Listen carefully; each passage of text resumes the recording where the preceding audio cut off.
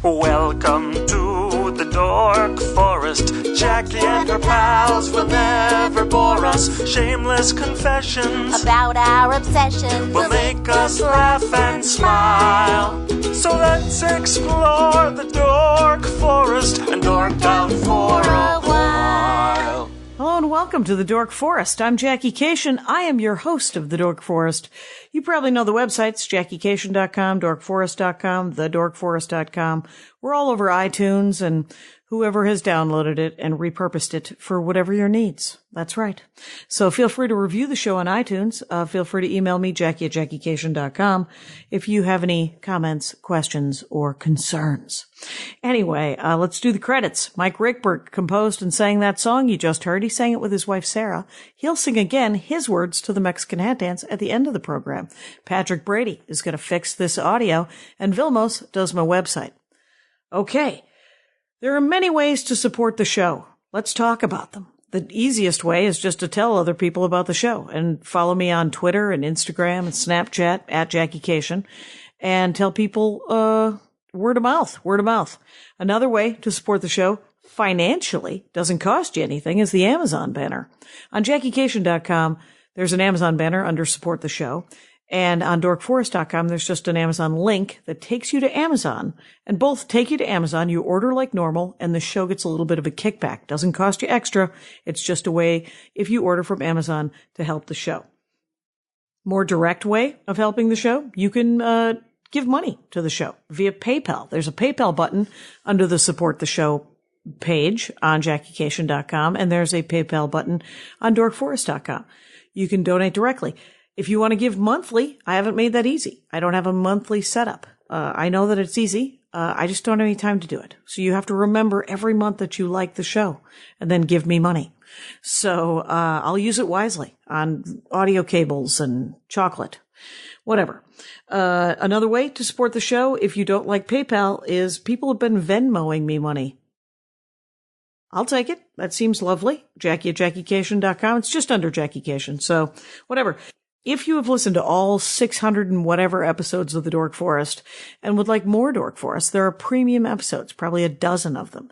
And they are, in the last couple of years, if I do a live episode, it usually costs me some money. So I have been putting them up on Bandcamp, and they cost money. They cost $2 a pop. But if you go to the dorkforest.bandcamp.com, you can see those different shows. They're usually live episodes around the world.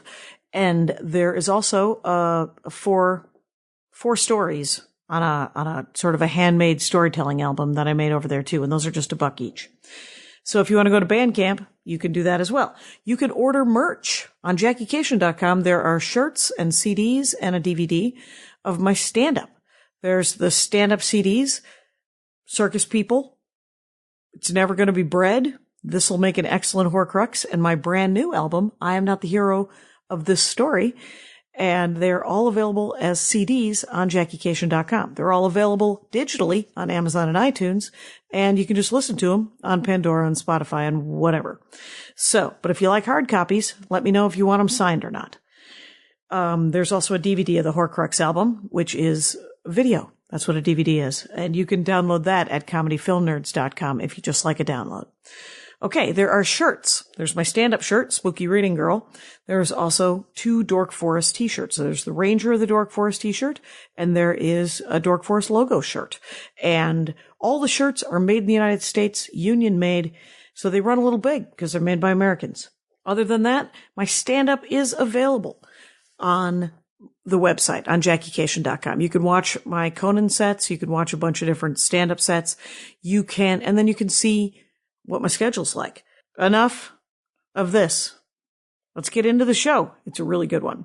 Hey, it's Jackie Cation. I'm in the improv, in the upstairs of the improv, because Kyle Shire has a life to lead, and Hi. I had to meet you. Kyle Shire, I didn't get any of the info I usually get, which is, what is your Twitter handle? My Twitter handle's @Kyle Shire. Very Oddly simple. enough, KYLESHIRE. Yes. Ah, the Shire. Yeah, like the Hobbit. Like the 'cause Hobbit. I'm 5 hobbits crammed into a man suit. You are a giant meat hobbit. You are the tallest hobbit ever. I have giant feet, and I want to live in a hobbit hole, but that's like at the beach. You would have to live in a man-sized hobbit hole. Yeah, but like I want like just I like the idea of the the grass like over your house. It just seems very cool. Like it won't get very hot. It's Really? very nice. Doesn't it feel like you'd be buried alive? No, Well, it good for you. doesn't. Good That for feels you for nice. never thinking that. It's comfy. And you have all your friends and just sitting around and you smoke pot and eat and dance. The Hobbits have it made. I love the Hobbits. Hobbits do have it made. It is an exciting time to be a Hobbit. It is. So, Kyle, is there a KyleShire.com? There is a KyleShire.squarespace.com because she's too poor to have a domain name all to herself.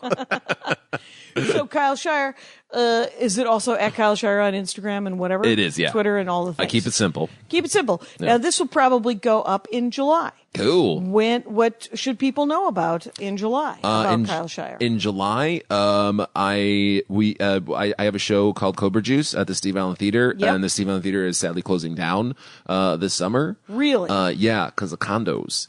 Right. Yeah, we were Housing. having sadness because that's what people need, more condos that no one can afford. It'd be nice if they were tiny houses that everyone could afford and people could stack their children like cordwood. But they would be tiny and they would be their own space. Oh my God, I worked on House Hunters for a hot minute and but I worked on specifically tiny house hunters. So it was like, it's the death of me. I will be buried in a tiny house probably. I've always wanted a tiny house, quite honestly. Do I not want No, you don't. No, you All right. Are they sorry. too tiny? Mostly, I can't handle the composting toilet. I can't handle that situation. Oh, is that what's in there? Yeah, because otherwise, like, Can't you wire it for electricity and plumbing? you can, but like it would have to be like unless you Then have it's like a a real stationary house. Yeah, if it's a stationary tiny house, then yes, you can. But if it's a mobile tiny house like most people want, then you'd have to have like your own internal plumbing system, like an RV. Wait, there's mobile tiny houses, and they are RVs. That's exactly what that is. I mean, it's more like but you pull it trailers. around with you. Yeah, you can pull it around with you. That's the pretty common one. But you also have people that like completely make over like school buses, and they make their whole house like just a friggin' school bus. Yeah, it's weird. Yeah, I don't want any part of that. I don't. No. Here's what I want: a tiny house with its own plumbing and electricity and entrance that my mother-in-law would enjoy living in her twilight years. How about that? I think that could work. Right? That's Yeah. just like a tiny, but they're prefab, so they're easy to put up, and they're like, it might be $5,000 for the house, and then another $5,000 to get it wired, and Something like that. Yeah. or it's $20,000 because I'm wrong. Yeah.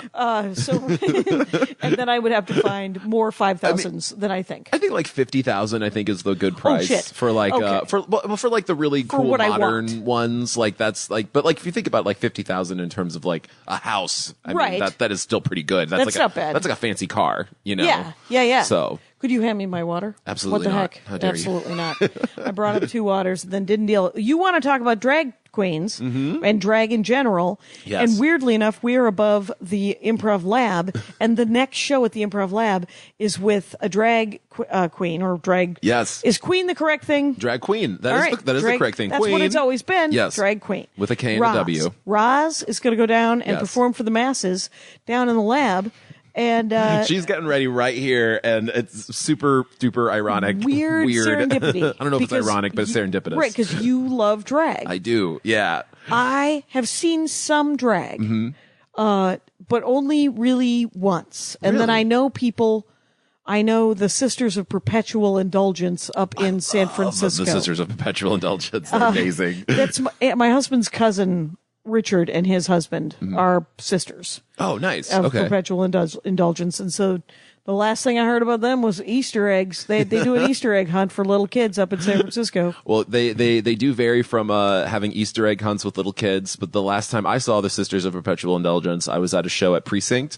Do you know Moses? I can't remember his name. I can't pronounce Kasha? it. No, Kasha? Moses. Is that his No, last it's name? Moshe Kasher. No, it's not Moshe Kasher. It's Moses I can't remember. I can't pronounce his last name. But close enough, I say. Yeah. He'll email us, Jackie at But JackieCation.com. he has a great show at Precinct called That's So Wrong. Okay. And they had like all of the like international like leather men. It's like a beauty pageant, but like for leather daddies or whatever. Okay. And they had all of the Southern California leather daddies up there, and they had the Sisters of Perpetual Indulgence performing Communion, which was donuts, but you had the choice of eating the donut with your mouth or with eating it off. eating it. Putting it Off up your butt, basically. Oh, putting it up your butt. Yeah, on stage. I would have put a penis on I would have put a donut on an erect penis and had someone eat it off of That me. sounds like a party that I want to go to. That's a donut party. Yeah, that sounds like a fun donut donut party. It's a donut party. And I want everyone to know each other and it to be super consensual. God. And I don't know what to do about I want everyone to be super clean too if you're eating food off of others. Oh, completely. Yeah, there you go. But other than that, sounds great. Yeah. That's what I would say, a donut party. I think food and sex can definitely cohabitate, but there definitely needs to be a level of hygiene. Right? Does that get an A? I want there to be like some sort of someone to look into it. I'm sorry, this is a B tonight. This is a B, which is how restaurants are judged in Los Angeles. Yes. For those of you not in town. Is that on the Los Angeles thing? I don't think it is. I think it's a lot of places, but I don't think it's everywhere. So I thought I'd let people in on it. I'm always shocked by places that have A's. You know, because like sometimes you look around, and you're like, Where is do this you an- live? Well, I live in like Toluca Lake, North Hollywood, or whatever. But one of my favorite places, Norm's. Have you ever been to Norm's on Magnolia? Why are you going to Norm's on Magnolia? Because it's delicious. It's a nickel. Why would that have an A? I know now what you mean by why it has an A. Norm's on Magnolia should not have an A. But they totally do. They have have an delicious A. breakfast burritos.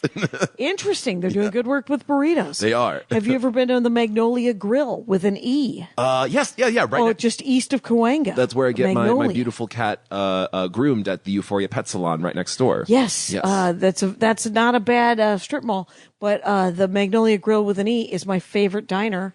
For lunches, they do a great breakfast. I don't know what their breakfast burrito is like. Some people enjoy it. The other place I go to for breakfast is a place called Harvest Moon Kitchen. Also on, I believe, Magnolia, near Whitsett. Okay. Whitsett. And by the post office that looks like a castle. Yes, okay, There I you know go. that area. Yeah, and yeah, then Nat's Early Bite is on Burbank at Hazeltine, too far from you. They are a great breakfast place. And then Jackie Cation has her keep going finger on the east. pulse of the Valley breakfast. Keep going east. If you keep going west, you guys, you're at Sepulveda at Saticoy. There's a place called Mercados Buenos Aires, and it is an Argentinian breakfast place that is my new current favorite. What's Argentinian breakfast like? Well, it seems to be a ham and cheese grilled cheese with the crust cut off. What? With a fried egg on top of it. That sounds delicious, but not breakfasty. No, with the fried egg on top of it, Kyle. But that's not. I mean, you can put a fried egg on anything. That doesn't make it breakfast. Yeah, it does. Yeah, you it can put a does. fried That's egg on your penis, but that doesn't mean it's breakfast. That's an excellent breakfast. That's an excellent. Who doesn't want that breakfast? That's as long as it's a day. Depends on the penis, to be honest. But Entirely. It would have to be the penis that I'm currently in a monogamous relationship be Andy's with. penis. That would be Andy Ashcroft's penis. We'll talk to him. He's like, why would you want to put a hot egg on my penis? Please don't put a hot egg on my penis. I'd let it cool. Not a fried egg. Yeah, not a cold fried egg sounds gross, doesn't it? No, absolutely. Okay. Maybe just get like I'm not wrong. a ring of scrambled eggs around the. Maybe a burrito. Yeah, a breakfast burrito. Yeah. This turned into something else. I'm All sorry. right, so drag. Drag. When was the first time you saw drag? The first time that I saw drag was there were a lot of like high school age kids could come to these like functions or whatever. Where'd you grow up? Chicago. Okay. And so this was in Evanston, Illinois, and the first time that I saw a drag queen like live in the flesh, it was a party that was at it was the coming out ball, actually. The coming out ball, October 19th, 2004. I don't know why I remember the date, but I do. Right. And there was this big, beautiful black drag queen up there, and I made the stupidest ass out of myself ever because like people You were so excited. I was so excited, and like people were tipping her because that's what you do when the drag queens are singing and dancing and whatnot, lip syncing mostly. Right, but the clothes cost a lot of money. They cost a lot of money, and like the wigs, It's a the thing. makeup, it's a whole thing. But anyway, people were tipping her and whatnot, and they were like, she would like put the tips in her cleavage and stuff, and like doing all these sorts of sexy stuff with the dollars. And I made an ass out of myself by putting the dollar bill in my like pants. Your pants. And I was like, hey, and she slapped me across the face and then was took like, my money. You are clearly brand new. Yeah, you're new. You're new, and this is the training process. Yeah. Why you acting brand new? You're done. But the thing is you are. I mean, when you're brand new, you're brand new. It's true. It's hard to fight it in all situations. In gayness or in stand up, you're just gonna make an ass out of You're yourself. going to make a mistake out of yourself in showbiz and in plumbing. Yep. If you're a And in plumber plumbing? and you're hanging out with other plumbers and everybody else is union, no, I have no idea. That analogy has to be finished by a plumber. There's a lot of jobs that would probably suck to be amateur first, like to have that fuck up phase. Yeah. I think Can you swear on here? I can't remember. Okay, cool. Swear it up, Awesome. especially after the set I just had. Please, let's swear. But no, like tattoo artists, terrifying, absolutely terrifying, because that there's a fuck up face for tattoo artists. Oh God, yes. Yes, like That's whoa. why one of the things Andy wants to get a new tattoo, and I'm like, well, you got to find a good tattoo artist because one of his tattoos is not very good, and the other one is very nice. And but it's been 15 years since he's gotten either of those, and 30 probably since I don't know when he got the whatever. But but he wants to get the Princess Leia Rebel. Oh, you know, nice. the David Bowie Ziggy Yeah. Stardust on Princess Leia. That'd be amazing. That'd be amazing. Yeah. But we got to find the right tattoo artist. Absolutely. And- A lifelike face or like a cartoony face? It looked more cartoony. Okay. It looked a little more stylized. Okay, cool. Very Ziggy Stardust kind of. Nice. But like a drawing of Ziggy Stardust. Okay, yeah, Not yeah. a photo. Yeah, Okay. yeah. I gotcha. Yep. But anyway, back to drag. Back to drag, please.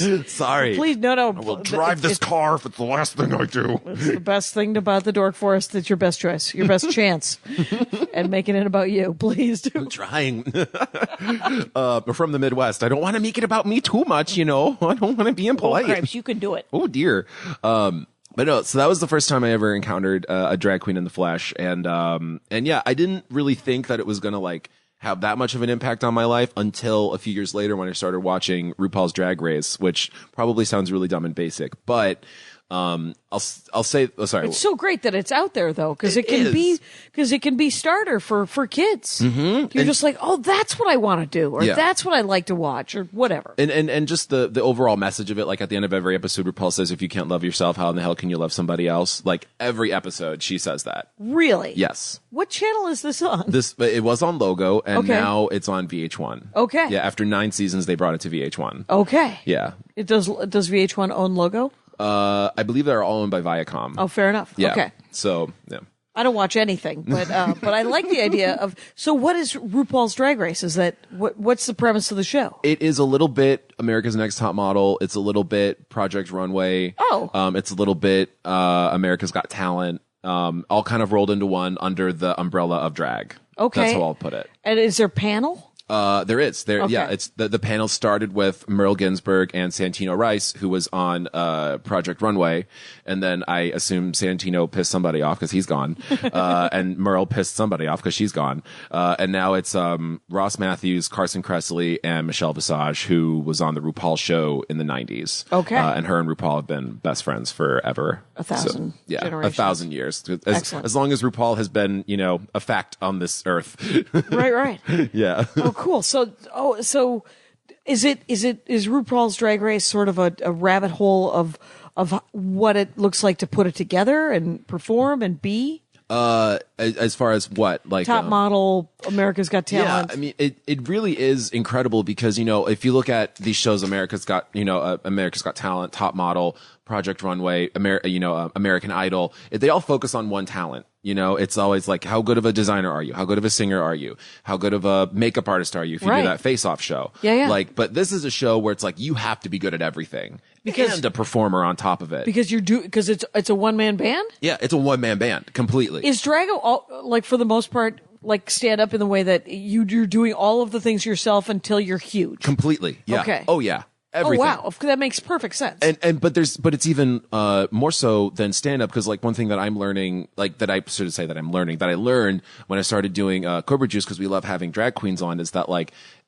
there's so much overhead to doing drag. Unlike with when you're a comedian, you have like what, gas, you have That's money. Yeah. Like it is the lowest tech job Yeah. in the world. yeah, you just show up and you're like, give me a microphone, I'll make people laugh. Right. But like, the mic doesn't work. I guess I'll shout my jokes but I'll still into hold a microphone even though it doesn't work. into a harsh wind. It's like, has that ever happened to you before? Yeah. And you're like, I still want to hold it because this is safe. Oh, right.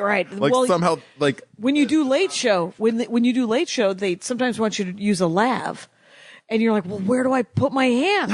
no, yeah. It's weird. Yeah. Your whole muscle memory is attached to The mic sometimes, That's yeah. so weird. I don't like it. So one man band one man band or one like, lady band. Yeah, one shillady band or whatever. Shillady band. Shillady. Makeup, hair, nails, costumes, like everything costs something. So it's like, if you want to have a drag queen on your show, you have to pay them.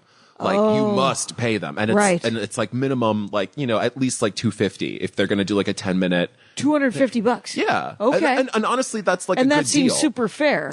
Honestly, that's a really good deal. That's like, oh, she likes you. You know what I mean? Like she wants to do the show. Exactly.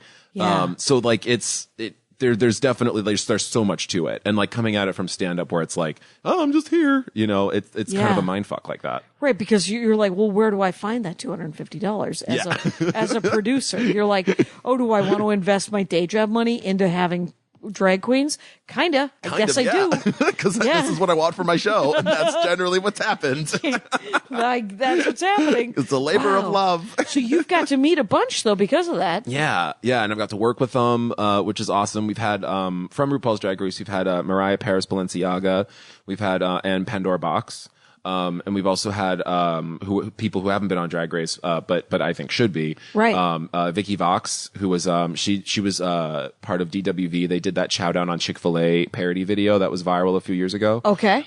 She's incredible. She's fucking hysterical. Who else? We have Anita Procedure, who hosts the drag queen. Yeah, she's super fucking First funny. of all, that name is very Sisters of Perpetual Indulgence. But what's weird is that she's super fishy. Like, fishy's like the terminology. There's a lingo. Okay, yeah. Yes. Explain the lingo. There's so many lingos. So fishy is like, not all drag queens aspire to be fishy, but fishy is like, you could pass for a woman. Okay. Because it's a. That feels flattering, by the way. Gee, I wonder where that fish analogy comes in. I know, serving tuna on a platter over there. Good Lord. Anyway, what are you going to do? I know. And so it's a love. I mean, it's a love. They just love women that much. Right. They're just, I love and they don't want any. So, but there are drag queens who enjoy being with women, right? I mean, there are bisexual drag queens, I assume. Okay, but they're often gay. I think for the most part they're gay. I'm pretty sure Katya from season 7 of RuPaul's Drag Race is bisexual, so I don't think it's exclusive, but I do think that there's no rule, obviously. Yeah. But also, I mean, there are bio queens, which is like a biological female, but I do kind of drag, like Wendy Ho, for example. She's kind of a bio queen where like she's a heterosexual female, but she dresses and performs like a drag queen. Oh, interesting. And then obviously you have drag kings, which are like lesbians that dress up as dudes and do like, Elvis numbers and stuff. Oh, okay. Yeah. The only so the drag queen show that I saw was amazing. Mm-hmm. It was in Provincetown, Massachusetts, when I worked at the hot dog stand. Nice. And what a sentence right there. Right. Put a condiment on that was the joke that got a laugh every. And I've told that story so many times. Hot dog stand in Provincetown. It was a foot-long hot dog stand. Put a condiment on that, and I want to meet the sassy old queen that owns that hot dog stand. It was oh, dang it. I forgot. I've spaced his name. They just had a fire. It was right next to the surf club on McMillan Wharf. Anyway, you could drink all day. It was nice. It was a great job. As long as you didn't work the window. If you worked the window, you couldn't start drinking till 3. But if you worked the grill, you could start drinking at 9 a.m. Good safety first, Safety first. Well, image first. They were like, by 3 p.m., everybody's drunk, so it doesn't matter. You too can be drunk. I really want a hot dog prepared by a drunk 20-something-year-old. Yeah. And of course, in Massachusetts, there's blue laws, so they don't serve alcohol till there's no liquor stores open on Sunday. Mm. So you have to save up booze and bring it. And then the bars don't open till noon. Okay. Anyway, too much info about my drinking problems. So, but I saw, it was an amazing drag show where, a woman it was sort of like Victor Victoria, where she came out and half of her was, Marilyn Monroe. And the other half of her was Shire with a half and half wig business. That's nice. And the spinning. Yeah. So do you ever see Victor Victoria? Oh, yeah. And so there was the man-woman dancing thing that they would do. So it was a half mask of 1 and 2 in that as well. Mm-hmm. But the drag queen, it was the craziest damn thing I ever saw in my life. I was like, oh my God, what is this? What is this? This is amazing. And, it made me love how much commitment and how insular, the whole world of it's had to be traditionally, right? Because everyone was going to kill everyone. So we're going to secretly make the most fabulous thing we can. Yeah, I mean, there's definitely a cloister element to the gay community that came about. When the gay community started, it was very, we had to be very tight knit. We had to be very defensive, I think. Because of murder. Yeah, because of murder. Yeah, go figure. Because of laws and then legal. Not okay. It was as far as the fact that there was any of this in countries, and the fact that there is stuff still to this day in countries that where it's a treasonable offense or a murderable offense. It's because it's to this day it's the worst thing that a man can do is do anything like a woman.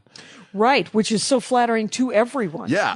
Yeah, it's so flattering to men who want to celebrate that stuff and to women in general. Yeah, and I always feel like drag is, because there are people out there that think that drag is inherently misogynist, and I could not disagree more. I mean, gay men aren't perfect. There are lots of racist gay men. There are lots of misogynist gay men. But the drag queens that I know, there's such a reverence for women. And there's a reason why they gravitate towards people like Cher or Madonna or Bette Midler. And it's because those are like no-nonsense, badass bitches that know who they are and celebrate their femininity and don't compromise their power for their femininity. And that's... Right. Yeah. Right. They're whoever they are. And if you are not interested in that as a gentleman, they will go on to the next gentleman. Yeah. Goodbye. Right. Goodbye. Yeah. Cher was married to frickin' Sonny Bono. Yeah. That isn't the butchest dude in the world. She really had the pick of the litter, but she's like, no, I want that one. Well, and I'm sure she went to one guy after another guy who was probably. like, no, you're too strong. You're too this. That's you're too true. Native American. You're too Armenian. You're too something. You're too tall. You're too aggressive or whatever. Yeah. And I think Queen Latifah said it best. And now Queen Latifah, I think, is bisexual now or a lesbian. She's right? definitely in a relationship with a woman. I Right. think. Yeah. But when she was in relationships with men, I saw her on Letterman one time, and Letterman asked her about men or something, and she said, I just need one. Yeah. It's that all you need is one person to be a partner with. It's the definition of the word partner. Yeah. And so Queen Latifah is another really strong woman who I think just as a sweeping generalization, the gay community is like, yeah, that lady. Totally. Yeah. Would she be your drag inspiration, Queen Latifah? Would she be? Yeah. She would be like, I would love to, Queen Latifah seems really cool. Yeah, I she would like to does. be Queen Latifah. If I wasn't so happy being me, if I could get Queen Latifah's, whoever dresses Queen Latifah to be part of my team, I need a team, Kyle. How would you dress this? I don't know. I'm wearing my moccasins. Are those the moccasins? These are the moccasins. Those are the moccasins. Yeah. Oh my God. How comfy do they look? They look great. very comfy. Where's I love my bow them. and arrow. Huh? I don't know. Where are they? Where is it? It's in the car. It's in the car, Anyway, just in case. Just in case I need to shoot a target with my target arrows. Anyway, so I have totally digressed off of drag, but we were talking sort of the origin of it and stuff. Yeah. Do you know any of the old stories? Or the old story, I mean, it all goes back to Shakespeare. The term goes back to Shakespeare because drag was an acronym for dressed as a girl. I did not know that. Yeah. And so that was sort of I don't know if that was the genesis of it, but that was definitely where our normal vernacular for it came from. In Native American cultures, they had this is probably completely wrong, but cochinas, I think that's what they were called. And they were like two spirit people. And the Native Americans revered gay people in terms of they were kind of community leaders. They were spiritual people. Right. And it was because, and if they didn't, wouldn't that be nice if they did? Yeah. Because other apocryphal stories we have about magical Native Americans is that they also revered the insane. Probably, because they were just like, hey, crazy person. And they wouldn't be the first culture to revere insane people. Right. And they didn't kick them out. They just sort of dealt with them. And that I think is what we think of as revering now, because we tend to throw them away. Anyway. That's fair. Yeah. They treated them with respect. Right. Therefore, they revered them. And Right. It's it was probably way more casual than that. Yes. And so if we are wrong about anything that we've said, It's a podcast. Please Get write over me it. an angry tweet. Tweet please angry Yes. at Kyle Shire. Please. Okay. But Because yeah. I can be corrected. It's fine. I can be corrected too. I love being wrong. There's buildings full of things I don't know. Let's do it. But no, I think that was because, they would always dress the Kachinas, the Native American Kachinas, they would dress in these like elaborate costumes, and that was kind of like the ceremonial aspect of it. And my boyfriend had a really great observation a few years ago where he was like, drag is kind of like a modern day Kachina, and that like there are these people that put on these shows which could be construed as like a ceremony, and in a way it's like when someone puts on drag, they ascend and become like this larger than life person where they can like, RuPaul talks about like how when she goes in drag, she calls it the monster. Okay. And it's like, she says that like she realized her power, like she always felt more powerful in drag than when she was a man. And it's because like it brings, it's sort of like you give yourself permission to be powerful in a weird way. Okay. Yeah. Someone was just, the previous episodes with Andy Erickson, and she was saying that when she dresses in cosplay kind of stuff, she feels more at home wearing a tutu and a unicorn t-shirt than she does just dressed as a regular person. She has all of her power. She has all of, and I was like, okay, my mocks will do that. And then my moccasins will also reveal, another part of me. Anyway. Yeah. When I dressed as Steven Universe for Halloween this past year, I definitely felt like I didn't feel obviously more powerful because he's Steven Universe, but I felt way more optimistic and like in tune with myself, and I was like, all right, let's have an adventure. Yay. I got to meet Steven. Really? Yeah. Rebecca Sugar did an episode of the Dork Forest, and it was her and her brother, Steven. Yeah. They were on this nerd cruise that I did, and she said, and I asked her what she did, and she said that she was the executive producer of Steven Universe, and she said, and this is my brother, Steven. And there was a small pause. She was like, yes. Yeah. That's and then she was like, yes. You don't have to ask. Yes. And that's awesome. And he was super sweet, and she was they're so nice. Have you seen any of the show? I have not. I haven't. I'm in the queue, and I haven't turned on the television. And it's weird that we talk about Steven Universe in terms of drag, because Steven Universe is a show that plays with gender and femininity and power in a way that I've never seen done in a kid's cartoon before. Like never, but like they are doing some really sophisticated stuff in terms of like presenting how, feminine body types, and like what's really cool is like, cause like the crystal gems are like these magical alien ladies, but like they're basically all gendered as female. Right. And they have this thing called fusion where like instead of falling in love where you're two people, they fuse together into one being. Okay. So it's this weird kind of metaphor for relationships and like functional relationships, like functional fusions, like they're really powerful. But if you're like if you're an imbalanced fusion, functional relationships and like abuse and shit. Wow. Like it's weird and sophisticated and crazy, and I'm like completely in love with it. So right. But a Rebecca 4-year-old Sugar, would love to watch. Right. Yeah. And, good job.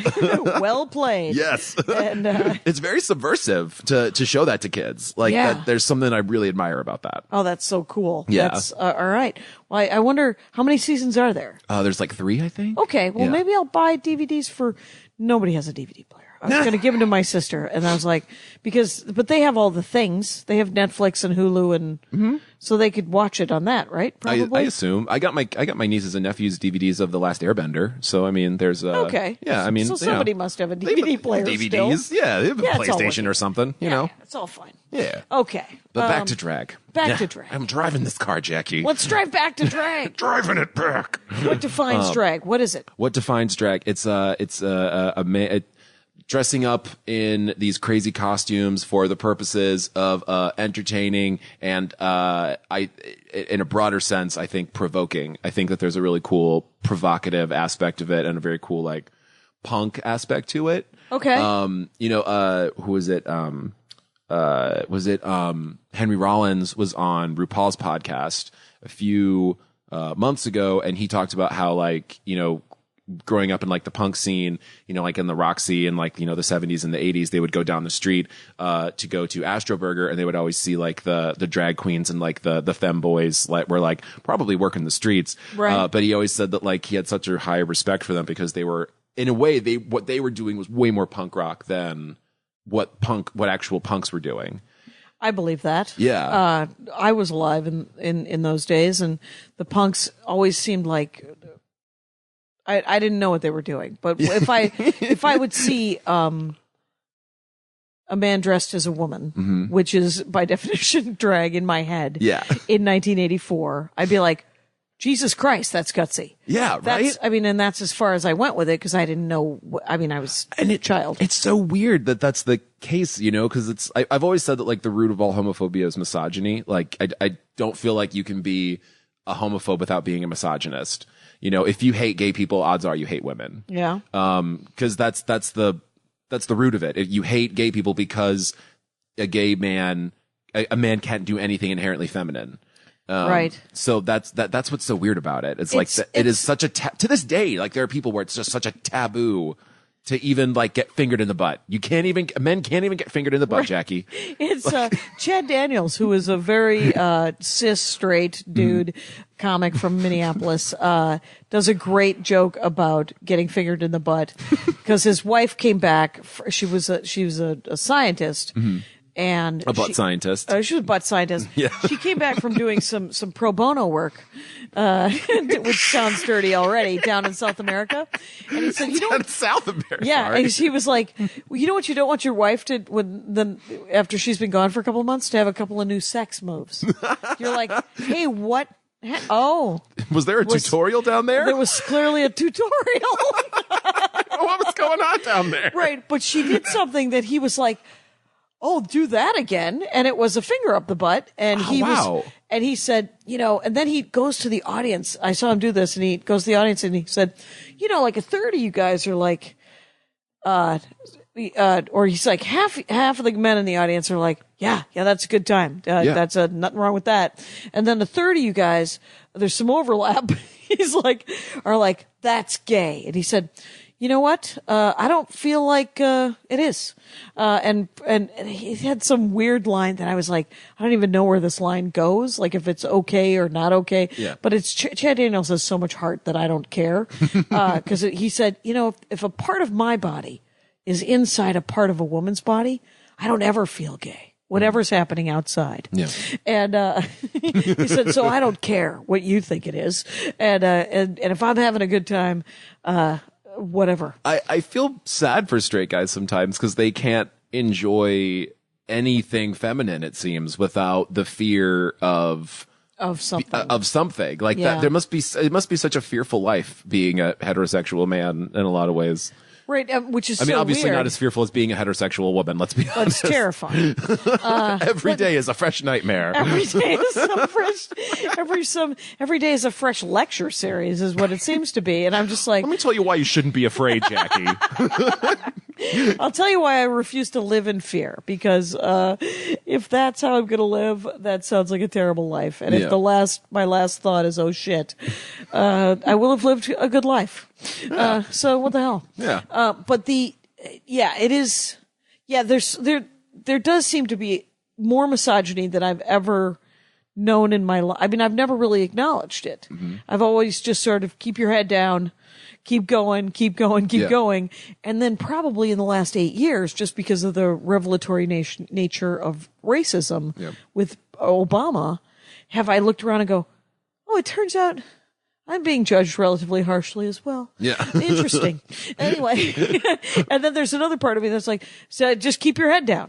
Because you just got to keep going anyway. Because what are you going to, I guess, but then I don't know. There's this part of me that just wants to punch back, you know? Right. Like, well, I want to, I've been more confrontational about it in the last 5 years than I've ever been in my life. Yeah. And to some people's chagrin, to some people's, they're like, you were never like this before. And I'm like, yeah, I think it was an onion that was, I unlocked a level of shitty behavior toward me, but also shitty behavior that I do toward other people. Yeah. And it's, I want to be to some extent, not really, but maybe I saw my own bad behavior and I was like, well, am I a victim too? And then I saw some of that. So, it's a self-preservation thing in the end, but for sure. Just to try to make sure that I'm not the worst person. I want to be a better person, but I'm also that person's worse than me. Yeah. Which I don't know if that's admirable or not, but who cares? I think it's admirable that you always want to be progressing. That's right. That is you definitely have a leg up on most people in this country, I would have to say. Well, trying to be better is its own reward to some extent, even Completely. though it's humiliating to reveal a new level of racism in my life or a new level of something. Yeah, but I feel like as long as you're open and honest about it, you know what I mean, and like. You make something funny up out of it, I suppose. Well, please, for the love of God, let it be funny. I talked about this on do you know Faith Choice?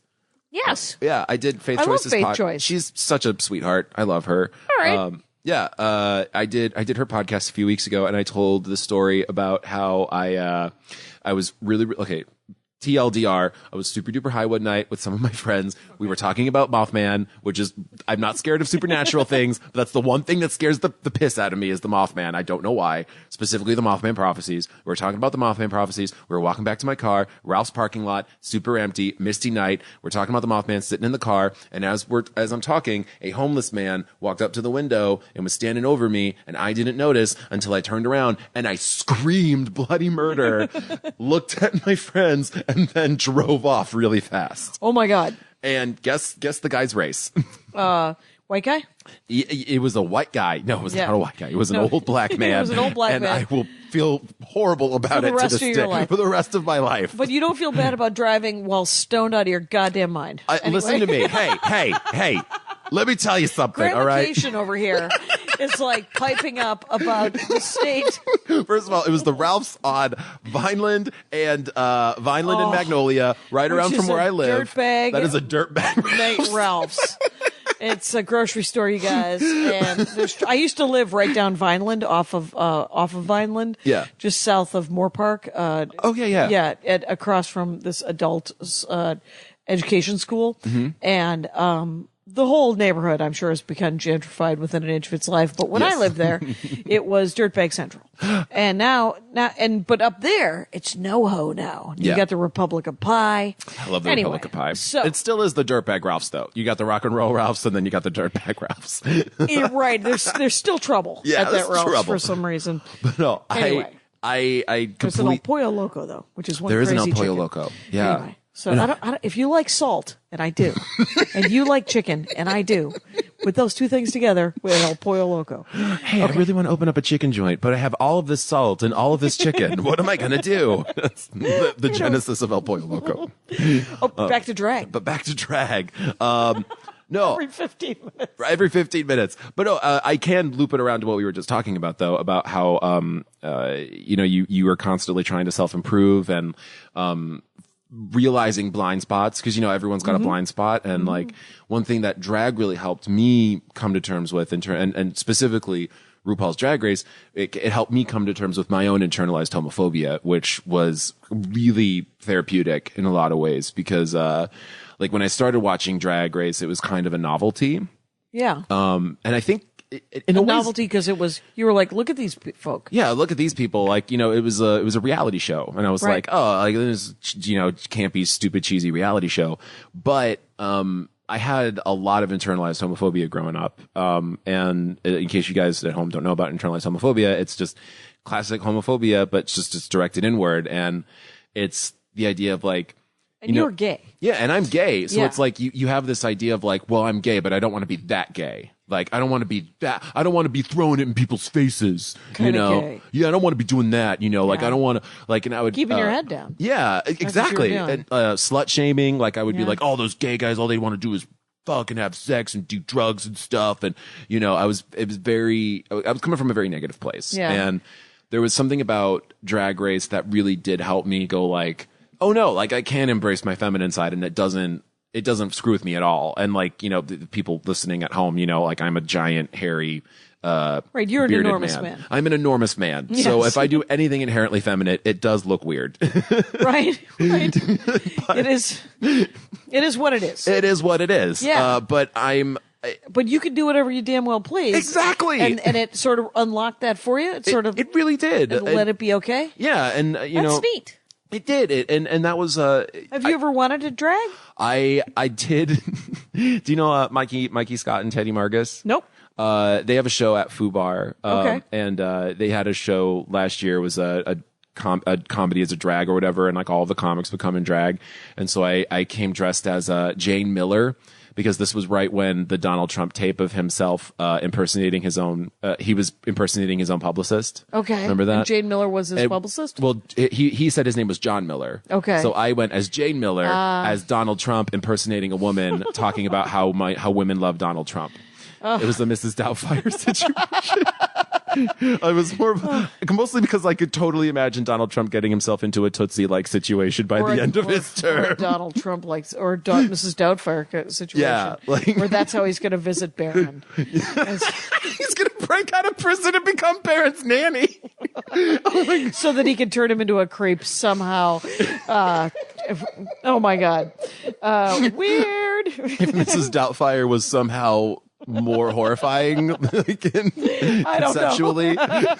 This is a pretty horrifying movie when you think about it. Oh, it really is. Yeah. It's all kinds of broken dreams. Yeah. All kinds of consent business. Yeah, like those kids need therapy. Like, right. You want to replace the walkie-talkies in E.T. Why don't you fix...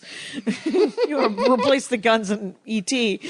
Fix Mrs. Doubtfire. Yeah. It's not that he's dressing up as a woman. It's that he's definitely breaking the law and like lying to his kids. And it's his kids and his ex-wife. Like those kids are going to grow up and be like, hey, yeah, remember that time Dad dressed as our nanny for several months? And right. And that's how he got back together with Mom. And you're like, yeah, it's like an episode of Steven Universe is what it kind of sounds like.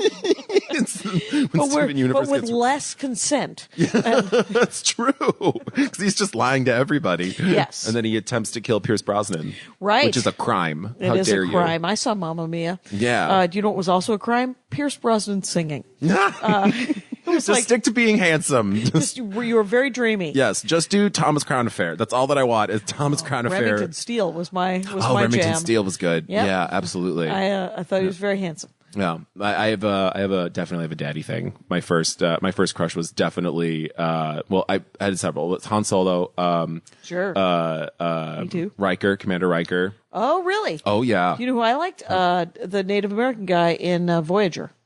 What is his name? Janeway, and then whatever his name was. Yeah. I'm picturing his head right now. People are yelling, but I can't remember. Yeah. And my first thought was Tuvok, and I'm like, that's not Tuvok, Kyle. No, that was the Black Vulcan. Yeah. He was very handsome too. He was very handsome in a different style of gentleman. Because he was a Vulcan, he had to be very put together. Yes. Yeah. There was a buzz. There's a buzz. It's coming from beneath us at the Improv. I'm here with Kyle Shire, by the way. It's at Kyle Shire. It's at Kyle Shire. Mine was Racer X, and then I liked the Adolescent Bam Bam. Okay. Those were my two animated crushes when I was a child. Oh, animated crushes? Gaston. Sorry. I'm very sorry. I'm sorry. Oh my God, I worry for your mental health. Not Gaston. Not that he isn't handsome, but good Lord. Very handsome. He's very, it was when he ripped Do you think he could be fixed? What about Mulan's boyfriend?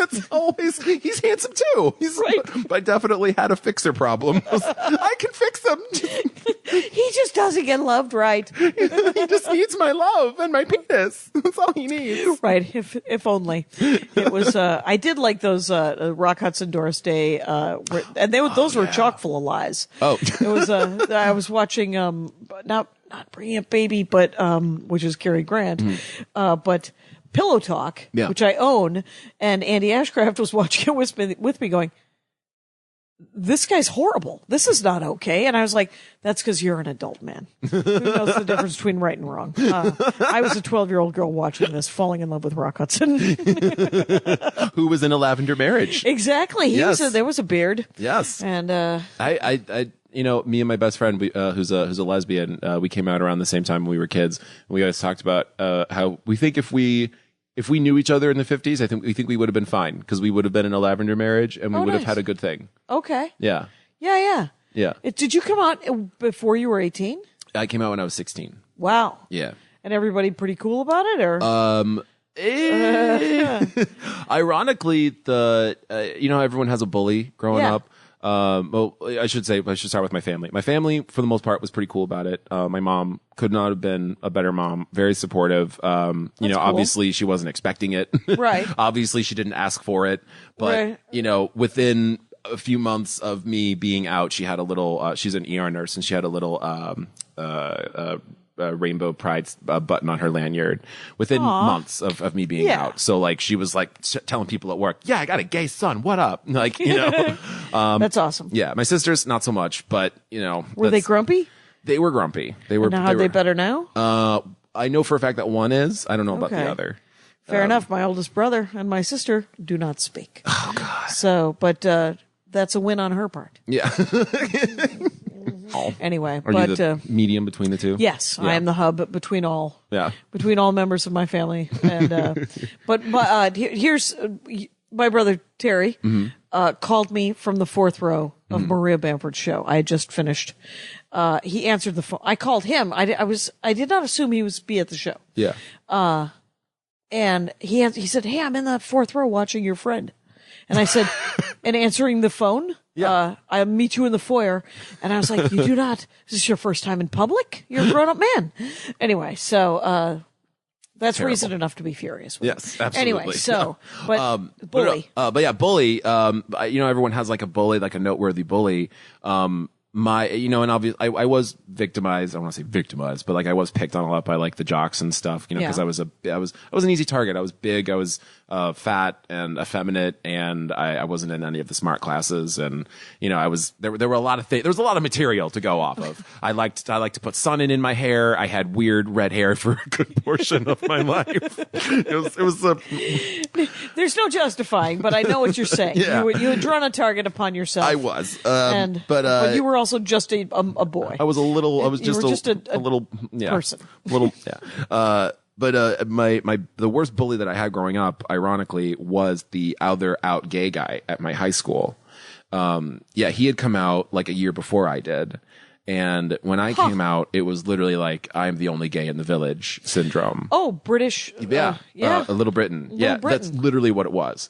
And he would do a lot of messed up things. It was basically like cyberbullying. Like he spread around this rumor that I drugged my boyfriend that I was dating at the time and took him over state lines to like do stuff with him, and like all this really weird stuff. Yeah. And so he was also an idiot high school. Yeah, child. basically. And he was like the pet gay of like the popular girls, basically.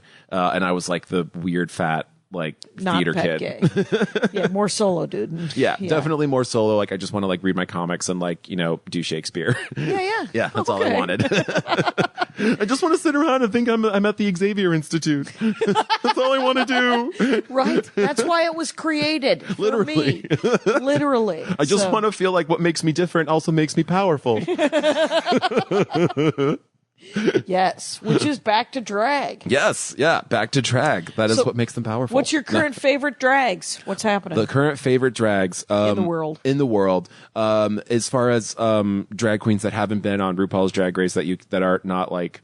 Is there a circuit? Do they work the road? Oh God, yeah. Like, what's great about Drag Race is like, as far as like getting on the show, like even if you're only on the show for like one episode, if you're eliminated right away, like you still get so many bookings. Oh wow! And you're set. You're pretty much work. set. There's work. At least a year's worth of work out of that. If you go on that show and you're not a fucking horrible monster, which is not hard, right. you can get really good work afterwards, which is great. And consistently, like there are queens that went home, first or second, like seasons ago, but they're still out there doing the circuit, touring and whatnot. And they're all friends and they all know each other. And well, that's great. Yeah, it's sort of like good. wrestling. It is, yeah. and there's like over 100 of them now, and like wow. RuPaul has like opened the door for all these really incredible artists out there. And so they go to different cities and they do cruise ships. And they do cruise ships. I did a cruise with Bob the Drag Queen, who won last season, last year in 2016. I got to meet him, and he was one of the funniest fucking people I've ever met in my entire life. So the different acts that they do, some are musical. Most of them do lip sync. That's pretty much the like bread and butter of drag is the lip sync. That is the historically it's all about the lip sync and the look and the vogue and the dancing. That's pretty much always what it's about. Okay, what are they singing and dancing? Do they dress up like the singer that they're going to lip sync? Sometimes, but they don't have to. They don't have to. Okay. Yeah, you do have like the celebrity impersonators. Yeah. And there are some queens that specialize in that, like Chad Michaels, who won Drag Race All Stars, or Charlie Hides, who was on Drag Race this past season. Just very known for doing celebrity impersonations. Some like Chad Michaels, for example, got plastic surgery to look more like Cher. Wow. Yeah. That is a commitment. That is a big commitment. Yes. All right. But yeah, like there are queens that do that, but you also have queens like Bob the Drag Queen or Bianca Del Rio, who are for the most part comics. Okay. Like Bianca Del Rio. Do you know anything about Bianca Del Rio? No. Look up Bianca Del Rio. Okay. Bianca Del Rio. She'd be a great comic of the week. Oh, completely. It'd be like yeah, a you Sadie on Jackie and Laurie show. Yes. It'd be the Sadie Hawkins dance of switcheroo. Yeah. No, Bianca Del Rio is super friggin' funny and completely irreverent. And she won season 6, I want to say. Okay. And she is completely off the wall. Like I love her personality. She's an insult comic. Okay. So she has like this very she has a biting tongue. That's how I'll describe it. Right. And a full head of red hair. Yes. In Are one you of these looking at her with shots. her clown makeup? Yeah. All right, I'm looking at, yeah, she's got a little bit of a mime thing going on. Oh yeah. And then, yep, she's got the giant eyes. She's known for that. Right, and Yeah. eyelashes. She has a Netflix movie called Hurricane Bianca that came out a few months ago. Okay. Yeah, she's super fucking funny. I respect the hell out of her. But you found out in season 6 that like, she is like this, really mean, like will completely go there, like horrible, like insult comic. But she also is like really fucking sweet and like, takes a lot of girls under her wing and like mentors girls and like, Okay. it just also a sweet person, which is a really good combination. Right. So Yeah. sort of the Don Rickles, was very charitable donations. She compares herself to Don Rickles. She says, I'm Don Rickles in a dress. Which is what you would do if you were an insult comic and Yeah. you wanted to be taken seriously. To call yourself And, Don Rickles in a dress. Yeah, you're like, I'm going to hope that someone thinks I'm more like Don Rickles and less like just some hack. Basically. Who's a dick. Well, that's fascinating. Okay, so there's musical, and then what about, is there more physical? Yes. I mean, there are queens Dancey that are more, ones? they're more dancey. For example, season 6 had Laganja Estranja or Alyssa Edwards. Okay. They're like, the dancey queens are definitely more Southern, believe it or Okay. not. There's their term pageant queen, which is like, because there's a pageant circuit, kind of like how there was like a festival circuit for Yeah. comics and whatnot, or comedy contests, Yeah. that pageant queen means like there's some queens that say that there's like a stigma attached to it because it means that you have to be very cookie cutter. Like Strictly Ballroom. Yeah, like very put together, not There's more rules to it. exactly. Okay. You have to look like there has to be a certain amount of feminine illusion put in place.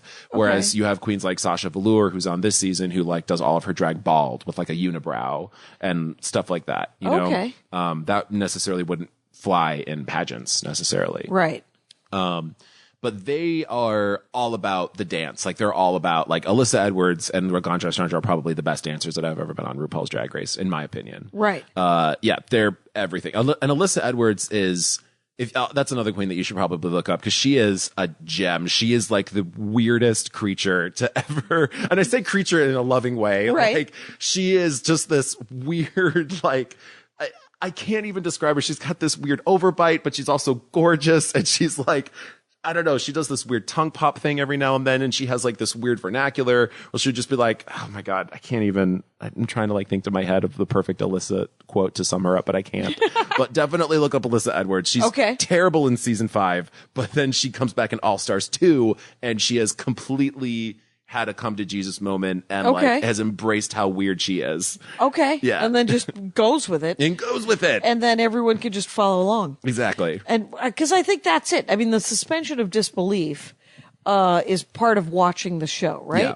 Because you go in and you're like, what will this person What's she going to look like? What's Yeah. she going to sing? What's she going to talk about? Is there a lot of sort of spoken word? Is there other stuff? Kind of like poetry? They had, believe Is it or there not, banter? they had a, well, yeah, but there are, seasons where they have a stand-up challenge.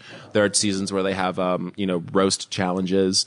A cooking challenge? They have not had a cooking challenge yet, but I'm definitely World of Wonder. Listen to this. There's nothing wrong with that. There's nothing Get wrong on with the that. chicken salt train. Yeah, I want to know what they're eating. Yes. And then RuPaul has to taste test everything, like Gordon Ramsay. But what was I going to say? Where was I going with this? I can't remember. It was there were challenges and Oh yeah, there were challenges. Oh yeah, there was a challenge in All Stars 2. It was a talent show, and one of the contestants, Tatiana, did a spoken word routine. okay. Yeah. And it was really good. It was called The Same Parts. Oh, okay. It was called The Same Parts, and it was all about a guy lusting after her, not realizing that she's really a man. Oh, that's hilarious. Yeah. So it was funny and poignant and all the Exactly. things. Yeah, it was really all the funny. things that you want out of poetry slam or spoken Completely. word and all that kind of thing. So it can be anything. It really can. It's a very protean. Yeah, That's a fancy word. That is. I was going to compare it to comic books. Yeah. Because comic books can be about anything. It's true. Stand-up comedy can be about anything, and so now Drag Race or drag Mm-hmm. can be about anything because it can be. I mean, if it's a bald guy with a unibrow dressed as a woman, then she is doing drag. Yeah. A And- beautiful bald man dressed as a woman in Right. a weird way. Like if you look up Sasha Velour, it's just Sasha Velour is insane. I can't believe how fucking awesome she is. I think she's going to be top 3 this year. And it's all body types too, right? All body types. Oh my god, one of my favorite drag queens of all time, Latrice Royale, who is probably as tall as me and like 400 pounds, and could not be the sweetest, coolest, most charismatic motherfucker on the face And of just the planet. beautiful and bringing it. Just bringing it, like, Yeah. just has the best personality. Like, just, I've never gotten a hug from Latrice Royale, but I have dreamt that I've gotten a hug from Latrice Royale, because I imagine that Latrice Royale gives the best hugs in the world. It sounds like a good hug moment. A good hug moment. Yeah, that's attainable. So if people wanted to get into it, they could go watch old episodes of RuPaul's Drag Race. I think Drag Race, I mean, I have never done drag. Right. Like I said, I did experiment doing Jade Miller and whatnot. Right. I do have a drag name picked out. If I were to ever do it, it would be Fiona Foehammer, referencing Gandalf's sword. Right. I went to Asgard, but I was wrong. Yeah. So I was going to say she puts the glam in Glamdring. oh So my God, that's awesome! Yes, Lord of the Rings. Yes, Lord of the Rings related drag. Well played. But yeah, it would either be that or Titanic, a Twink's Bane. That would be my other one. But I feel like I love it, but I love watching it too much to like get into it seriously. You know what I mean? Right. I want it. I mean, I love stand up. Stand up is everything to me, and that's Right. what I want to stay in. And drag is this other. Right, you can love. Yeah, it's not something. Just because you love something doesn't mean you have to do it. Yeah, I mean, it's Yeah. 10,000 hours, man. You have to put 10,000 hours in to be good at anything, and I do not That have the asshole. Saying that we have to all put 10,000 hours into things. Screw you. Screw you! I'm going to be great right out of the package. Or I'm not going to ever be great, and it's going to be 100,000 hours, and I'm going to love every moment of it. So it's whatever it will be, right? Yes. And so what? Yeah. So what else do you think is the? Yeah, but if people want to get into it, there's probably open mics and stuff like that, right? Yeah, I mean, they have Mickey's. I think has a kind of a showcase. I mean, I think The internet is full of ways. it's full of ways, and like as far as like makeup tutorials are concerned, like YouTube I've heard YouTube is a really great resource for them. That makes sense. Yeah, and like if you're in a small town or in a southern area, they have drag houses, which Other are private homes. not houses and kind of like Game of Thrones, more like. I'm serious. Oh, like They're- Harry Potter? No, there's like the House of Edwards, which is like there's literally like families, like drag families. Because Okay. remember, a lot of these kids, their families have rejected them, Oh, right, and so right. they have drag mothers who are kind of like the mentors for the younger for the younger children. So sort of a safe house. Yeah. It's a safe house. I don't know. It might be a literal house sometimes, but the metaphorical house in terms of like metaphorical community. Yeah. Like you have like Roxy Andrews is a member of the House of Andrews, which are like kind of a very voluptuous group of a family of drag queens from Florida, if I'm not mistaken. Okay. And then there's you can contact them if you're in that area and you need support. Go find the House of Edwards, right? And there's or the House of Andrews. So there's mentoring, and there's also probably eventually stage time. Yes, they'll tell you how to get stage time and stuff. Yeah. But there's there's mentoring and stage time to be had. But there's also some sort of community. Yeah. Which is great. If you're in Chicago, I think that Wendy Ho has sort of a drag school for girls out of the bio. Yeah, she is. Yeah, the bio queen. She has some kind of like I don't know if it's classes or something, but it does seem like some kind of mentorship that she does or whatever. Okay. Yeah. Yeah. And is there only RuPaul's Drag Race for watching it on TV? I think RuPaul's Drag Race is the only show that does it. Right. Yeah. But you can look up drag shows in your local town if you want to go see drags. The best. I mean, I think if you're starting to get into drag, there's one movie that you absolutely must watch. Okay. And it's a documentary called Paris is Burning. Okay. Have you ever heard of it? I've heard I don't know, the words Paris is burning. It's like saying, Jim Maxwell. Yes. I'm like, probably. I've met a Jim Maxwell, sure. But no, there's this amazing documentary called Paris is Burning, and it's about the club kid drag scene in New York in like the late 80s, early 90s. Okay. And what's really cool about it is like, they talk about, I told you about drag houses and stuff. Yeah. And, they would have gangs sort of because, a lot of these gay kids, their families would reject them. And so they'd be out on the street and they would make their own families. Yep. And so they would have gangs, and I'm saying that in quotation marks. But they would settle their disputes with balls. They wouldn't have gunfights. They would have balls. Like they would like settle dance parties. Yeah. Like they would, Zoolander, the closest they can do in vernacular is like the walk off. Okay. And that is almost entirely lifted from ballroom drag culture. The idea of like category is, in Paris is Burning, it's like category is butch queen first time in drags at a ball. And so like that's the theme. Okay. So you have to come dressed like a butch queen first time in drags at a ball. Okay. And in Drag Race, they've kind of emulated that where like they have the runway challenge at the end of every episode, and it'd be like category is white party realness, and every queen has to come dressed in white, you know? And that's Wow. Okay, that's how they settle disputes. Burning. Yeah. Yeah. How about books? You got any books, people that you like? Or drag books? I can't think of any. Not offhand. I would say coffee books. Coffee books would be the way to go because of costumes. I assume RuPaul has books. Yeah. Kyle Shire, it has been an hour. And, has it? Yeah. I'm sweating through my shirt because.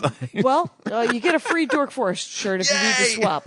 And but this has been awesome, and thank you so much for doing the show. Thank you so much for having me. Find Kyle Shire doing stand-up comedy, which he enjoys a great deal, and I enjoy watching. And it's at Kyle Shire, Twitter, Instagram, all the things. Yay. And it's a Squarespace, Kyle Shire Squarespace. KyleShire.squarespace.com. That's it. And in other news, you know the rules out there, Rangers. Take care of each other. My hat. They're dancing around my hat. My hat. Well, what do you think of that? If it looks like a Mexican hat dance and it sounds like a Mexican hat dance, it's most likely a Mexican hat dance. So take off your hat and let's dance. Yay! Oh my God. Why don't we just call that as the end of the show?